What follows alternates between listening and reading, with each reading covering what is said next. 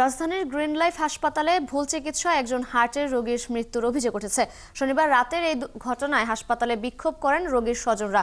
ঘটনার জন্য চিকিৎসকদের গাফিলতিকে দায়ী করে এর বিচার চেয়েছেন তারা। পরে পুলিশ এসে পরিস্থিতি নিয়ন্ত্রণে নেয়, তবে এর কোনো সদুত্তর দেননি হাসপাতাল কর্তৃপক্ষ।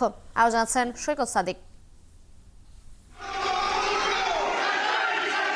রাজধানীর রায়ের বাজার এলাকার রংমিস্ত্রি মোশাররফ হোসেন হৃদরোগে আক্রান্ত হয়ে অপারেশনের জন্য ভর্তি হন গ্রিন লাইফ হাসপাতালে।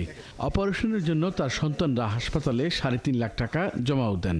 যে টাকাটা জমা দিয়েছিলাম সেই টাকাটা হসপিটালে অ্যাডজাস্ট করা নাই। ভাগ্যের নির্মম পরিহাস, উন্নত চিকিৎসার আশায় ভর্তি করিয়ে অপারেশন থিয়েটার থেকে বুঝে পান বাবার লাশ। স্বজনদের অভিযোগ, চিকিৎসকদের গাফিলতিতে মৃত্যু হয়েছে তার বাবার। ডাক্তারের অবহেলার কারণে আমার বাপ মারা গিয়েছে। আর মেন কথা হলো, ডাক্তার যখন বুঝতে পারছে ডাক্তার এখানে ভুল হয়েছে, ডাক্তার আমার ছোট বোনটাকে কনভিন্স করার চেষ্টা করেছে। ডাক্তাররা তো কোনো যোগাযোগ করতেছে না, হাসপাতাল কর্তৃপক্ষ কিচ্ছু জানায়নি। আইন শৃঙ্খলা বাহিনী থেকে আমরা আসার কোনো ফলাফল পাইনি। মোশাররফ হোসেনের মৃত্যুর খবরে পুরো হাসপাতাল নেমে আসে শোকের ছায়া। সন্তানদের পাশাপাশি স্বজনরাও হাসপাতালে ছুটে আসেন।